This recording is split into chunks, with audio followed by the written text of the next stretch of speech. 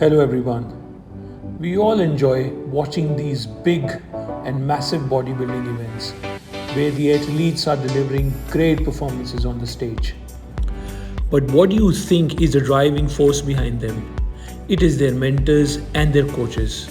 So, to understand the role of a prep coach, we are here at Dominator Academy, and yes, we're meeting Samrat Chaudhary, the man who works behind the scenes and is a prep coach.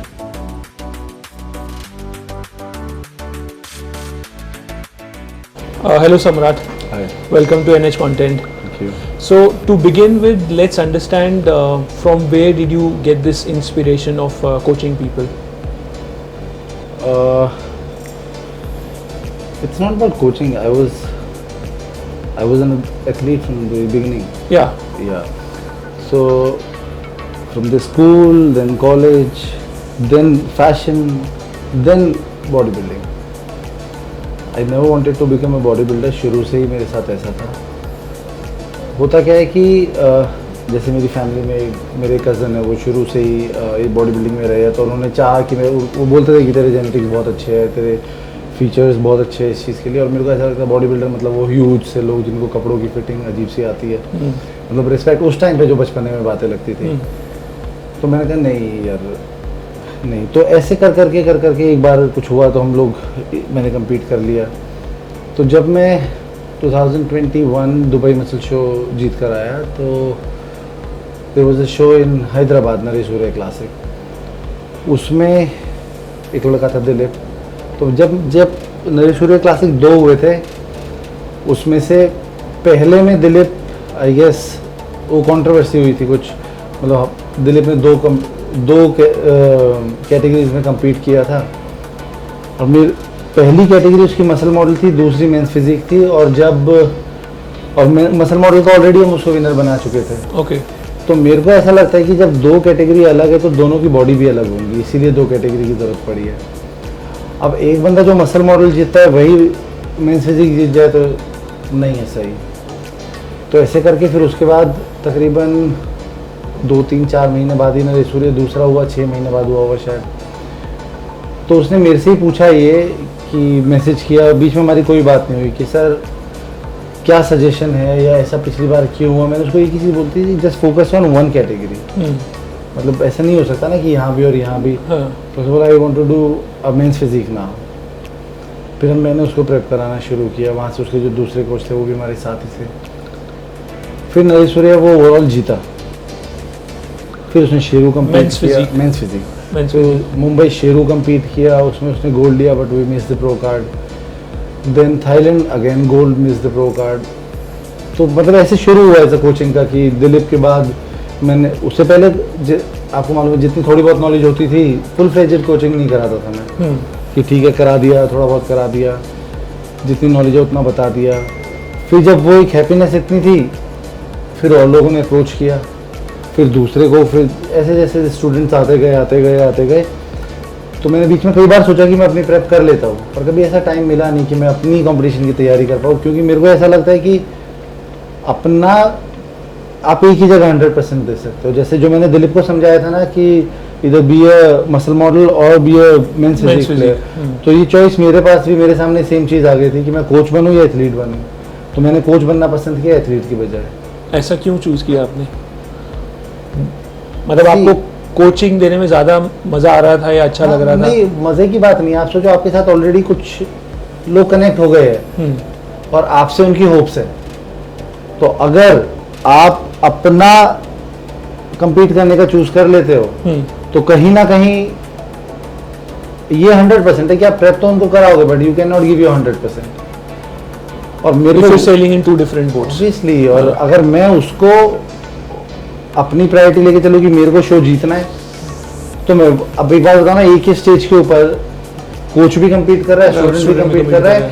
मैं जितना मर्जी honest हो जाऊँ, पर student के मन में ये बात जरूर आएगी कि सर ने ना कुछ अलग किया है. So this is how it is. तो फिर मेरे को लगा कि नहीं अभी तू कोचिंग ही करा. तो फिर एक बार मैंने बोल भी दिया था कि आई गेस दिस नाउ, अभी ये टाइम आ गया कि I have to quit competing and I have to say tata bye bye to this board shots. I will be a coach now. उसके बाद फिर और लोग आए, फिर औरों का हुआ, तो बस ऐसे ही हम इस लाइन में चलते चले गए। तो सम्राट, आप थोड़ा ये बताएं कि एक कोच का क्या रोल होता है एक एथलीट के लिए जिसको आप ट्रेन करते हैं? रोल है, इस क्वेश्चन को अगर आप पूछोगे मतलब एथलीट के लिए कोच क्या है, ये क्वेश्चन एथलीट आंसर कर पाएगा, पर एक कोच के लिए एथलीट क्या है, मतलब मेरे लिए मेरा एथलीट क्या है, अगर इसका आंसर देखूँ तो मतलब लोगों ने मुझे देखा है, और ऐसा नहीं है कि मैं किसी को दिखाने के लिए, मैं कैमराज में बिल्कुल भी नहीं आता, या मैं किसी को दिखाने के लिए कुछ कर रहा हूँ, या मैं किसी को दिखाने के लिए हर शो पर पहुँच रहा हूँ। प्लानिंग से लेके खाने तक, उसकी लोडिंग, क्या खाया क्या नहीं खाया, मेरे एथलीट का काम होता है बस वो जाए और सो जाए वहाँ पे। मैं उसको जगना भी अलाउ नहीं करता, बैक स्टेज उसको सिर्फ सोना ही है। जब उसका टाइम आएगा, तो पहले तो मैं अकेला था, जाता था, उसको उठाता था, चाहे 2 हो 3 हो, उनको खिलाता था, फिर घड़ी देखता रहता था, फिर वहाँ बैठा रहता होता था, फिर सेकंड मील खिलाता था। तो अभी टचवुड मेरे साथ टीम इकट्ठी हो गई है, मेरे साथ में और जो लोग नहीं कम्पीट कर रहे होते हैं वो जाते हैं, उनके पास, हर एथलीट के पास एक कोच की डिटेलिंग होती है कि इस कोच को इस एथलीट को इतने बजे ये देना है। तो अब काम ऐसे हो गया है। तो हाँ, ये 100% है कि जब तक मेरी सेटिस्फेक्शन नहीं होगी, मेरा एथलीट ऊपर नहीं जाएगा। तो जब तक आप सेटिस्फाई नहीं होते, हाँ, तब तक मेरा एथलीट स्टेज के ऊपर नहीं जाएगा। ओके। और जो मेरे एथलीट है वो भी नहीं जाते, मतलब अगर कई बार ऐसा हो जाए कि मैं लेट हो जाता हूँ, कई बार रास्ते में ट्रैफिक मिल गया, उनके मन में ये बात होती है कि सर आप पहुँच जाओ। और ऐसा होता है कि मैं बिल्कुल एंड टाइम पे उसके स्टेज चढ़ने से पहले उसको हाथ मार देता हूँ कि आ गया मैं। तो हमें कोशिश पूरी होती है, बट हाँ, एक कोच का बहुत इंपॉर्टेंट रोल है एथलीट के लिए। अगर कोच अपना 100% नहीं देगा तो आप उसके एथलीट से भी उम्मीद नहीं कर सकते कि उसका 100% आएगा। अगर आपका कोई एथलीट जीतता नहीं है तो पहला सवाल उसके कोच को अपने आप से करना चाहिए कि वो क्यों नहीं जीता। और अगर एथलीट नहीं जीता तो उसको पता होगा वो क्यों नहीं जीता, कोच की कमी है या उसकी कमी है। तो सिंपल सा होता है, हम लोगों का प्लान है, आप 100% फॉलो करोगे 100% रिजल्ट आएगा, 70% फॉलो करोगे 70% रिजल्ट आएगा। तो सम्राट, जैसे अभी आप बता रहे हो कि अगर कोई नहीं जीता, आई हैव ऑल्सो ऑब्जर्व कि जब कोई एथलीट नहीं जीता तो there are times when they get into that depression zone. नहीं, मतलब हाँ, होते हैं ऐसे एथलीट, बहुत सारे होते हैं। हाँ, बट तो आपने कभी ऐसा एनकाउंटर करा है अपने एथलीट्स के साथ, और आपने कैसे ओवरकम किया? मेरे एथलीटों के साथ ऐसा नहीं। अच्छा, नहीं है। मतलब दे फॉर देम इट्स विनिंग और लर्निंग, दैट्स इट। मेरा कोई भी एथलीट कभी ये नहीं बोलता कि सर ऐसा क्यों हुआ। They know it. उनका ब्रेन सेट मैं इस तरीके से करता हूँ कि उनको कोई स्टेज की हार हरा नहीं सकती, ये हकीकत है। तो उनको ये फर्क नहीं पड़ता। फॉर देम अगर मैंने बोला कि नहीं, मैंने तो सही एक्सपेक्ट नहीं किया था, वो टूट जाएगा। जजेस ने क्या बोला उसको फर्क नहीं पड़ता। और मेरा बोलना यही होता है कि जिस दिन मैं बोलूंगा कि दिस इज नॉट योर 100%, तेरी यहाँ कमी थी, उस दिन उस चीज़ को मार्क करिए। उससे पहले किसी भी चीज़ को अपने से लगाने की जरूरत नहीं है। तो आप समझ रहे हो ना, यही कोच के काम है, यही कोच का काम है। आप उसको पहले से हार के लिए भी प्रिपेयर करना कि अगर गलती से हार गया, या मैंने बोला जैसे Sumit he was absolutely phenomenal, but नहीं प्लेस आई, तो it is very simple, it was not his day. तो अगर हम उसकी परफॉर्मेंस या उसकी कैपेबिलिटी उसकी इस आउट ऑफ टॉप 5 जाने से करे या पिछले 4-5 ओवरऑल से करे, तो ये तो अभी उसको भी पता है ना। तो बेसिकली आप अपने एथलीट्स को ये बता के रखते हो कि विनिंग अ कंपटीशन, नहीं, we don't talk about winning in losing, but हाँ, इनडायरेक्टली मेरे हर एथलीट का ब्रेन सेट इतना स्ट्रांग होता है कि उनको जजमेंट से फ़र्क नहीं पड़ता, वो कोई ब्रेक डाउन में नहीं जाता। अगर किसी की प्लेसिंग नहीं आई है तो शायद वो घर भी नहीं जाएगा, पहले जिम में आएगा, सर आज चलो वर्कआउट करते हैं। अच्छा, तो इतना मोटिवेशन। हाँ हाँ हाँ, मोटिवेशन क्या है? मोटिवेशन आप समझो, मोटिवेट करना और मोटिवेट होना ये दो अलग चीज़ है। कई लोगों के सामने आप कुछ भी बोलते रहो, और आज के टाइम पे डिप्रेशन, हम लोग पहली चीज़ तो हम बॉडी बिल्डिंग में, जिस चीज़ को हम ऑब्वियसली देशी भाषा में बोले तो ये पहलवानों का गेम है। एक तरफ तो मैं पहलवान बोल रहा हूँ, दूसरी वजह से मेरे को डिप्रेशन हो रहा है, तो ये दो चीज़ ना मैच नहीं करती। पहली चीज़ तो क्या एज होती है बॉडी बिल्डर की? 22-23, 24, 25, 26 एक्चुअली जवानी है। और इस एज में मेरे हिसाब से यूथ को देश की मोटिवेशन बनना चाहिए। अगर उन्हों को भी मोटिवेशन की जरूरत पड़ी तो बाकियों को, जो बुढ़े बच्चे हैं, उनको मोटिवेशन कहाँ से मिलेगा। और अभी के लोगों ने जवानी मेरे हिसाब से फील नहीं करी कि एक्चुअल में जवानी है क्या।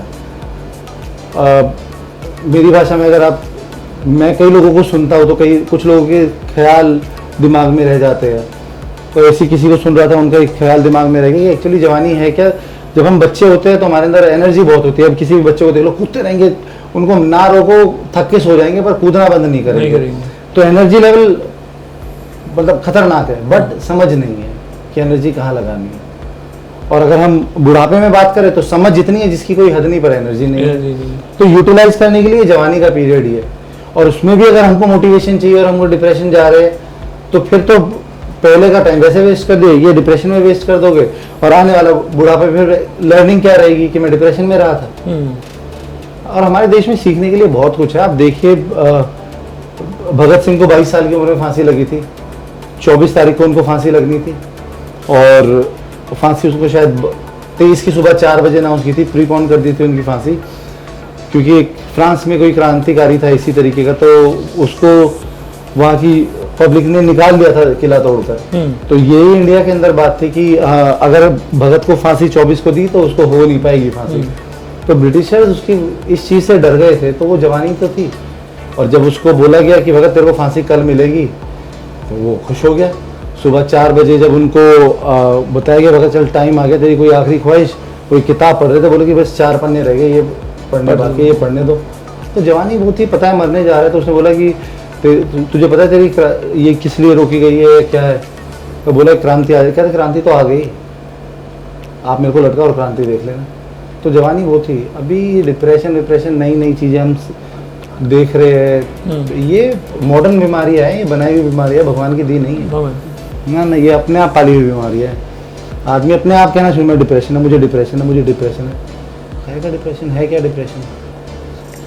चलिए आपके बारे में बात करते हैं सम्राट। मतलब आपने कब शुरू किया था बॉडी बिल्डिंग करना, कब आपने मतलब प्रोफेशनली जो है बॉडी बिल्डिंग शुरू की थी? ये शौक में हो गया था। शौक में भी कैसे हुआ था, मैं फैशन मॉडलिंग किया करता था। अच्छा। Walk for wheels, walk for Lakme. तो मैं मेंस हेल्थ की शूट की तैयारी कर रहा था। पहले मैगजीन आती थी मेंस हेल्थ, विक्रम फोटोग्राफर है झंडेवालान में, उन्होंने किया था। तो उसी के बीच में मेरे को किसी ने बोल दिया कि ये कोई एक कंपटीशन है मिस्टर दिल्ली, और ज़बरदस्ती मेरे को बोल रही कि वहाँ चल के जा। अरे मैंने कहा पागल हो गया। कहता नई कैटेगरी आई है, इतना बड़ा शॉर्ट्स पहनते हैं उसमें। अच्छा। और उसमें स्लिम बॉडी चाहिए होती है। अरे मैं कहा नहीं यार, मेरे बस की नहीं है। तो पुश किया, हम चले गए वहाँ पे। कौन से ईयर की बात है ये? 2015 दिसंबर के आसपास की बात है, या 16 की जनवरी, मतलब वही 15 के एंड और 16 की बिगनिंग। तो चले गए हम वहाँ पे। अब वहाँ गए, मैं डर गया लोगों को देख। विदाउट एनी प्रिपरेशन आप चले गए? नहीं, क्योंकि मैं तो मेंस हेल्थ की कवर पेज की तैयारी कर रहा था। कोई तैयारी में थ्रू आउट द, मैं आपको पिक्चर दिखाऊंगा, मैं 12 महीने एक साथ रहता था। ओके। तो अब हम चले गए। जाने के बाद वहाँ देखी इतनी बड़ी बड़ी लेग्स लड़कों की। और पहले ना ये हाइट वाइट नहीं होती थी, ओपन ग्रुप होता था, सब एक ही ग्रुप में। अच्छा। किसी को कोई कैटेगरी नहीं, सब ना, एक ही कैटेगरी, मेंस फिजिक सब एक ही ग्रुप। तो वहाँ आधों को क्राइटेरिया नहीं पड़ता था। वो इतने शॉर्ट्स पहन के आगे बॉडी बिल्डर, मैं डर गया स्टेज के ऊपर देख के। 300 350 लड़के एक ही कैटेगरी में। और मैं छुप के गाड़ी में बैठ गया। मैं कहा ना भाई मेरे से नहीं हो पाएगा, बड़ी बड़ी बियर्ड रखता था मैं। तो उन्होंने बोला, फिर वो मैं वो कैसे ढूंढ के लाया, मैं जाके गाड़ी में छुप गया। वो मेरे को फ़ोन बज रहा है, वो मेरा फ़ोन सुन लिया खिड़की के बाहर से, पता था वो मेरी गाड़ी से मेरे को निकाल कर ले गए। तो फिर वहाँ गए, स्टेज पे चढ़ा दिया। अच्छा, जब मैंने शर्ट उतारी तो लोग आके फ़ोटो खिंचवाने लगे। यार थोड़ा बहुत तो कुछ है, चलो कोई बात नहीं। अब इतने होने के बाद फिर क्या हुआ, फिर टॉप 50 शायद उन लोगों ने सिलेक्ट करे। टॉप 50 में मेरा नाम आ गया।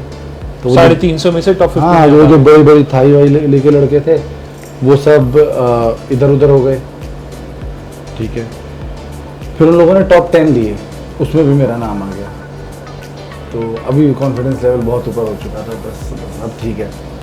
फिर 10 को उन्होंने बुला लिया, और उसमें से उन लोगों ने टॉप 6 अनाउंस करने शुरू किए, टॉप 6 नहीं टॉप 5। तो जब उन लोगों को टॉप 5 अनाउंस करने थे तो टॉप 5 के बीच में